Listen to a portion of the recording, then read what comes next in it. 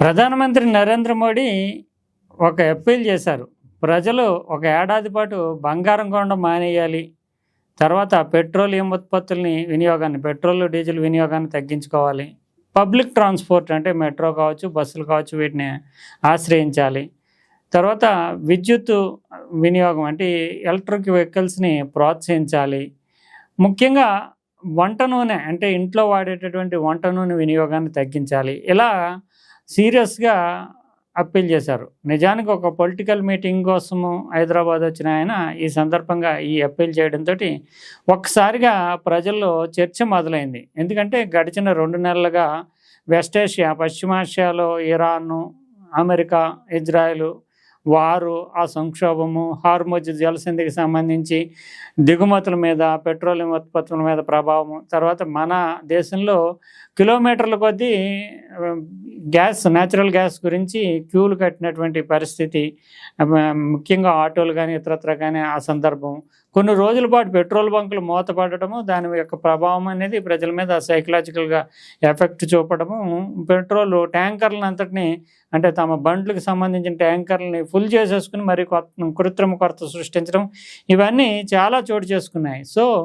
ఇప్పుడు ప్రధానమంత్రి ఈ ఈ భయానకమైనటువంటి ఆందోళనకరమైనటువంటి వాతావరణంలో ప్రజలు ఎప్పుడు ఏం జరుగుతుంది తెలియనటువంటి స్థితి, మరోవైపు పశ్చిమాసియాలో ఈ యుద్ధము లేదంటే ఈ సంఘర్షణకి ఎప్పుడు చేపడుతుందో తెలియని పరిస్థితి, ఈ వాతావరణం ఉన్న నేపథ్యంలో ప్రధానమంత్రి బహిరంగ సభలో నేరుగా బంగారం కొనొద్దు, లేదంటే వెడ్డింగ్స్ ఇతరత్ర డెస్టినేషన్ వెడ్డింగ్స్ ఇవన్నీ తగ్గించుకోండి, ఖర్చులు నియంత్రించుకోండి, లేకపోతే కనుక దేశానికి కొంత ఇబ్బందికరము. ఇంతవరకు దేశము అంటే కేంద్ర ప్రభుత్వం ప్రజలని ఇదే అనుకోండి, కానీ ఉత్పత్తి అంటే పెట్రోలియం ఉత్పత్తుల మీద పడుతున్నటువంటి భారాన్ని ఎంత రేటు పెరిగినా ప్రజల మీద పడకుండా భరిస్తూ వస్తున్నాము అని చెప్పడం. దీంతో ఒకసారిగా ఈ సంక్షోభం పెరిగిపోతుందా, ప్రధాని ఎందుకు అప్పీల్ చేశారు అనేటటువంటి చర్చ మొదలైంది.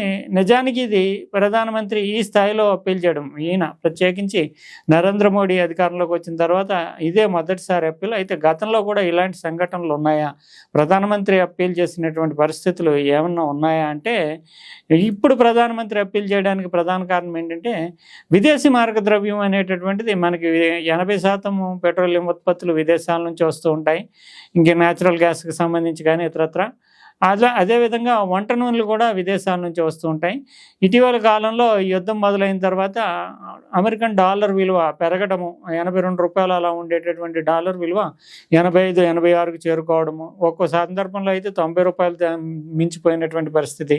వీటన్నిటి నేపథ్యంలో మరోవైపు చూస్తే కనుక ఒక అనిశ్చితమైనటువంటి పరిస్థితుల్లో విదేశీ సంస్థాగత ఇన్వెస్టర్స్ ఎవరైతే ఉన్నారో, విదేశాల నుంచి వచ్చేటటువంటి ఇన్వెస్టర్స్ తమ పెట్టుబడులను ఉపసంహరించుకోవడం, వీటన్నిటి మధ్య నేపథ్యంలో ఈ మొత్తం మీద విదేశీ మార్గద్రవ్య నిల్వల పరిస్థితి కొంచెం తగ్గుముఖం పడితే కనుక దాని ఎఫెక్ట్ పడుతుంది అనేటటువంటిది. అయితే వాస్తవికంగా ఇప్పుడు పరిస్థితి ఎలా ఉంది, ముఖ్యంగా పెట్రోలియం ఉత్పత్తులు ఈ సంక్షోభం మొదలు కాకముందు $70 అంటే నిజానికి బారిల్ అంటే 159 లీటర్ల ముడి చమురు ఒక పీపా అనమాట, పెట్రోల్ పీపా అనుకోవచ్చు. అది $70 ఉన్నది $90, $100 కూడా చేరుకున్నటువంటి సందర్భాలు ఉన్నాయి. మళ్ళీ అంటే అది క్రైసిస్ తీవ్రంగా కనిపించినప్పుడు ఏమో పెరుగుతుంది, కొంచెం చల్లబడుతుంది అనేటటువంటి వాతావరణం వచ్చినప్పుడు కొంచెం తగ్గుతుంది. ఈ పరిస్థితుల్లో ప్రతిరోజు కూడా ఈ పెట్రోలియం ఉత్పత్తుల మీదే 2,000 కోట్ల రూపాయల వరకు అదనంగా కేంద్ర ప్రభుత్వం పన్నుల రూపంలో కావచ్చు, లేదంటే కేంద్ర ప్రభుత్వ రంగ సంస్థలు అయినటువంటివి కానీ భరించాల్సి వస్తుంది అనేది ఒక అంచనా. అంటే ఈ గడిచిన 2 నెలల కాలంలో విదేశీ మార్గ ద్రవ్య రూపంలో చూస్తే రకరకాలు అంటే ఆ వంట నూనెలు కావచ్చు, ఈ పెట్రోలియం ఉత్పత్తులు కావచ్చు, ఇతరత్ర కావచ్చు, 1,50,000 నుంచి 1,60,000 కోట్ల రూపాయల వరకు దీనికి మీద వెచ్చించాల్సి వచ్చింది అనే అంచనాలు ఉన్నాయి. అంటే ఓవరాల్గా దీని ఎఫెక్ట్ దీర్ఘకాలం కొనసాగితే ఇబ్బందికరంగా మారుతుంది. ఒకవైపు డాలర్ ఏమో బలపడుతూ రూపాయి విలువ పడిపోతుంది, ఇంటర్నేషనల్ టెన్షన్ ఉంది, ఉత్పత్తి దిగుమతి చేసుకోవడానికి ఇబ్బందులు ఎదురవుతున్నాయి. వీటన్నిటి నేపథ్యంలో తీవ్రమైన క్రైసిస్కి భారతదేశం వెళుతుందా అంటే, ఇప్పుడున్నటువంటి నిల్వల ప్రకారం చూస్తే కనుక మన దగ్గర విదేశీ మార్గద్రవ్య నిల్వలు బాగానే ఉన్నాయి. అంటే ఈ యుద్ధం మొదలు కాకముందు ఒక 52 లక్షలు 53 లక్షల కోట్ల రూపాయల విదేశీ మారక ద్రవ్య నిల్వలు ఉంటే ఇప్పుడు 50 లక్షల చేరువలోనే ఈ విదేశీ మారక ద్రవ్య నిల్వలు ఉన్నాయి. ఇంకా పెట్రోలియం ఉత్పత్తులు ఇతరత్రకు సంబంధించి కూడా చూస్తే ఒక 12 వారాల వరకు, అంటే 3 నెలలు కనీసం మనకేమీ పెద్ద ఇబ్బంది లేదు. కానీ ఇది పెరుగుతూ వచ్చి కొద్దీ ఇది సంక్షోభానికి లేదా యుద్ధానికి తెర ఎప్పుడు పడుతుంది, లేదంటే ఘర్షణ ఎప్పుడు పూర్తిగా సమసిపోతుందంటే చెప్పలేనటువంటి స్థితిలో దీన్ని ముందు జాగ్రత్త చర్యగా, అంటే ప్రికాషనరీ అప్పీల్గా పర్సనల్, అంటే లైఫ్ స్టైల్ని మార్చుకోండి. మీరు లగ్జరీకి వెళ్లకుండా లైఫ్ స్టైల్ని మార్చుకోండి. బంగారంకి సంబంధించి కావచ్చు, వంట నూనెకి సంబంధించి ఇంట్లో కావచ్చు, ట్రాన్స్పోర్టేషన్ మోడ్కి సంబంధించి మార్చండి. అంటే ప్రైవేట్ ట్రాన్స్పోర్టేషన్ తగ్గించి పబ్లిక్ ట్రాన్స్పోర్టేషన్ అంటే కన్జంప్షన్ తగ్గుతుంది, పొదుపు అవుతుంది పెట్రోలియం ఉత్పత్తులు. ఇవన్నీ చెప్పడం అనేటటువంటిది ప్రధాని చేశారు.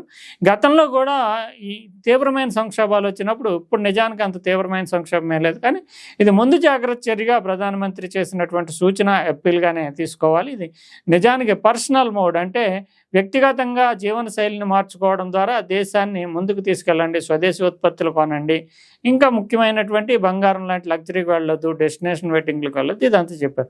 గతంలో అయితే ఇంతకంటే తీవ్రమైన పరిస్థితుల్లో ప్రధానులు జోక్యం చేసుకుంటూ దేశ ప్రజల్ని అభ్యర్థించినటువంటి ఘట్టాలు చాలా ఉన్నాయి. ప్రధానంగా మనకి జై జవాన్ జై కిసాన్ నినాదం ఇచ్చినటువంటి ప్రధానమంత్రి లాల్ బహదూర్ శాస్త్రి టైంలో భారతదేశం చాలా సంక్షోభాన్ని ఎదుర్కొంది. 1960 ప్రాంతాల్లో మనం ఆహార ఉత్పత్తిలో స్వయం సమృద్ధి ఏం లేదు. నిరంతరము 70-80% మాత్రమే మన దేశ ప్రజలకు అవసరమైనటువంటి ఉత్పత్తి జరుగుతూ ఉండేది వ్యవసాయ పంటలో. మిగతాదంతా విదేశాల నుంచి తెచ్చుకున్నాం వాళ్ళం. అయితే ప్రత్యేకించి అప్పటికి హరిత విప్లవం ఇలాంటివి ఏమీ రాలేదు. పంట చాలా సంప్రదాయబద్ధమైనటువంటి పంటల విధానంతో మనం చాలా వెనుకబడి ఉండేటటువంటి వాళ్ళం. అప్పుడు ఒకవైపు ఏమో కరువు వచ్చి అంటే పంటలు సరిగ్గా లేనటువంటి పరిస్థితి, అప్పటికి ఉన్నటువంటి పంటలు సైతం పంట అనేటువంటి పరిస్థితి. ఇంకోవైపు పాకిస్తాన్ యుద్ధానికి దిగడము, ఒకవైపు దేశంలో కరువు, ఇంకోవైపు ఎక్స్టర్నల్గా దాడి జరగడము. మరోవైపు చూస్తే కనుక ప్రధానంగా అమెరికా లాంటి దేశాల నుంచి మనము గోధుమలను దిగుమతి చేసుకున్నాం. అమెరికాలో పేరుకుపోయినటువంటి గోధుమ నిల్వల్ని వదిలించుకోవడానికి మనలాంటి దేశాలకి అతి చౌకగా సరఫరా చేయడం అనేది అమెరికా చేస్తూ ఉండేది. దాని నుంచి మనం రోజువారీ దిగుమతి చేసుకుంటూ ఎప్పటికప్పుడు, అంటే ఒక రకంగా దాన్ని షిప్ టు మౌత్ అనేవారు. అంటే ఇక్కడ దిగుమతి చేసుకున్న వెంటనే ప్రజలకు ఇచ్చేయడం. షిప్ టు మౌత్ అంటే వాడ నుంచి నోటి వరకు. అంతటి తీవ్రమైనటువంటి పరిస్థితులు ఉండే 1960-65లో. ఆ పరిస్థితుల్లో అమెరికా పాకిస్తాన్ తోటి కొంచెం సన్నిహితంగా ఉన్న దేశం కాబట్టి యుద్ధం ఆపకపోతే గోధుమలకు సంబంధించినటువంటి ఎగుమతులను ఆపేస్తామంటూ వాళ్ళు హెచ్చరించడము, తర్వాత ఏమో కొంచెం మెత్తబడినప్పటికీ అంతకుముందు రోజు వారానికి వచ్చేటటువంటి నిల్వల్ని నెలకు ఒకసారి మాత్రమే పంపించడం, ఇలా రకరకాలైనటువంటి అంతర్జాతీయ, అంటే ఒక ఆయుధం కింద దీన్ని ఈ గోధుమలు అనేటటువంటి గోధుమల ఎగుమతి వాళ్ళది, మన దిగుమతి, దాన్ని ఒక రాజకీయ ఆయుధంగా వాడడానికి అమెరికా ప్రయత్నించినటువంటి సందర్భంలో అప్పుడు ప్రధానిగా ఉన్నటువంటి లాల్ బహదూర్ శాస్త్రి చాలా ఎమోషనల్ అపీల్, అంటే భావోద్వేగపూరితంగా ఆయన అప్పీల్ చేశారు ప్రజలకి. వారానికి ఒక పూట ఆహారాన్ని మానేయండి, ఇది మన సైనిక సంపత్తికి కానీ లేదంటే మన పొదుపు వల్ల మనం స్వావలంబన సాధించడానికి కానీ ఉపయోగపడుతుందంటూ ఆయన ఎమోషనల్గా అప్పీల్ చేసి ప్రజలకు ముందుగా తన కుటుంబంలోనే దీన్ని ఇంప్లిమెంట్ చేసి తర్వాత దీన్ని ప్రజలకు అప్పీల్ చేయడం అనేది అప్పట్లో చాలా భావోద్వేగభరితమైంది. ఇది స్వచ్ఛందంగా ప్రజలు దీన్ని పాటించి చూపించారు. అంతటి ఎమోషనల్ కనెక్ట్ ఉండేటటువంటి ఆ అప్పీల్ అది, అంటే ఒక పూట ఉపవాసం వారానికి అనేటటువంటిది. తర్వాత చూస్తే కనుక ఇందిరాగాంధీ టైంలో కూడా ఆయిల్ క్రైసిస్ 1970లో కూడా సేమ్ ఆయిల్ క్రైసిస్, అయితే ఎంత వినియోగం లేదు, ఆయిల్ క్రైసిస్ వచ్చింది. అదే సందర్భంలో తన ఆధిపత్యాన్ని నిరూపించుకోవడానికి ఇతరత్ర అనేక కారణాల దృష్ట్యా ఎమర్జెన్సీని విధించడం, 20 సూత్రాల పథకాన్ని బలవంతంగా ఇంప్లిమెంట్ చేయాలనుకోవడం, ఈ నేపథ్యంలో వ్యయ నియంత్రణ ఇతరత్ర అనేక అంశాలను దృష్టిలో పెట్టుకుంటూ కొన్ని బలవంతమైనటువంటి మెజర్స్ తీసుకున్నారు. కానీ ఇది అడ్మినిస్ట్రేటివ్ కంట్రోల్ కోసము ఆమె తీసుకున్నటువంటి సంస్కరణలు లేదంటే చర్యలు అవి ప్రజలు ఎవరో స్వచ్ఛందంగా పాటించలేదు, కానీ ప్రభుత్వ యంత్రాంగం ద్వారా బలవంతంగా అమలు చేయడానికి ఇందిరాగాంధీ దీన్ని ఈ తరహా ధోరణిని కనబరిచారు.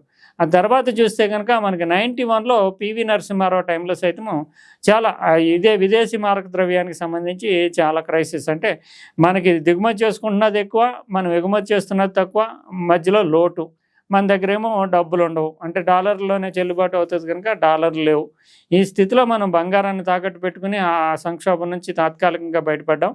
అప్పుడు ముఖ్యంగా పాటించింది దిగుమతుల మీద నియంత్రణ. ఇది పూర్తిగా అడ్మినిస్ట్రేటివ్ కంట్రోల్, అంటే విదేశాల నుంచి వచ్చేటటువంటి దిగుమతుల్ని నియంత్రించారు. దిగుమతులు నియంత్రించడం అంటే దేశంలో కొంత కొరత ఏర్పడినప్పటికీ విదేశీ మార్గ ద్రవ్య చెల్లింపులు అనేటటువంటి తగ్గుతాయి కాబట్టి ఆ రకమైనటువంటి చర్యలు. కానీ ప్రజలకు ఎవరికి కూడా అది అప్పీల్ చేసి చేయలేదు. కానీ ప్రభుత్వ పాలనాపరంగా ఆ చర్యలు తీసుకోవడం ద్వారా ఆ కంట్రోల్ని చేస్తూ దేశం బయటపడడానికి ఒకవైపు సంస్కరణలు అమలు చేస్తూ మరోవైపు వ్యయ నియంత్రణ కోసము దిగుమతుల మీద నియంత్రణ విధించడం అనేది 91లో జరిగింది. ఇవి ఓవరాల్గా మనకి అర్థమవుతున్నాయి. అంటే ఒకటి ఎమోషనల్ అప్పీల్ ద్వారా ప్రజల నుంచి వాలంటరీ స్పందన రాబట్టారు లాల్ బహదూర్ శాస్త్రి.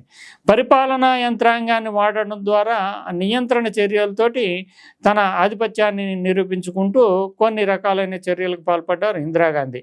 తర్వాత పివి నరసింహారావు ప్రజలకి డైరెక్ట్గా తెలియకుండానే దిగుమతులను నియంత్రించడం ద్వారా కొంత కొరత ఏర్పడినప్పటికీ దేశాన్ని గట్టున పడేసేందుకు, సంక్షోభం నుంచి బయటపడేసేందుకు ప్రయత్నం చేశారు పివి నరసింహారావు. ఇప్పుడు ఆ స్థాయి సంక్షోభం లేకపోయినప్పటికీ ముందు జాగ్రత్త చర్యగా ప్రధానమంత్రి నరేంద్ర మోడీ ఏదైనా చెప్తే కొంచెం భయపడతారు కూడా ప్రజలు. ఎందుకంటే ఆయన లాక్డౌన్ లాంటి చర్యలు కానీ లేదంటే నోట్ల రద్దు లాంటివి కానీ ఏ దేశ ప్రజాస్వామ్యంలోని ప్రధానమంత్రి పాపులర్ లీడరు అంతటి సాహసం చేయరు. అటువంటి సాహసం చేసేటటువంటి ప్రధానమంత్రి ఇప్పుడు ఈ బంగారం కొనొద్దు, ఆయిల్ తగ్గించండి అంటూ అప్పీల్ చేయడంతో ఏదో సంక్షోభం ఉందేమో అనేటటువంటి భయాందోళనలు నెలకొన్నాయి. అయితే దేశంలో ప్రస్తుత పరిస్థితులు ఆ రకంగా లేవు. కానీ ముందు జాగ్రత్తగా మనం అప్రమత్తం కావాలి, ఎటువంటి పరిస్థితి వచ్చినా ఎదుర్కోవడానికి సిద్ధం కావాలి అనే సూచనపూర్వకమైనటువంటి విజ్ఞప్తిగానే దీన్ని చూడాల్సి ఉంటుంది. ఇది ముఖ్యంగా పర్సనల్ అప్పీల్తో కూడినటువంటి టచ్, అంటే పర్సనల్ లైఫ్ స్టైల్తో కూడినటువంటి లైఫ్ స్టైల్ చేంజెస్కి చేసినటువంటి అప్పీల్గానే మనం తీసుకోవాలి.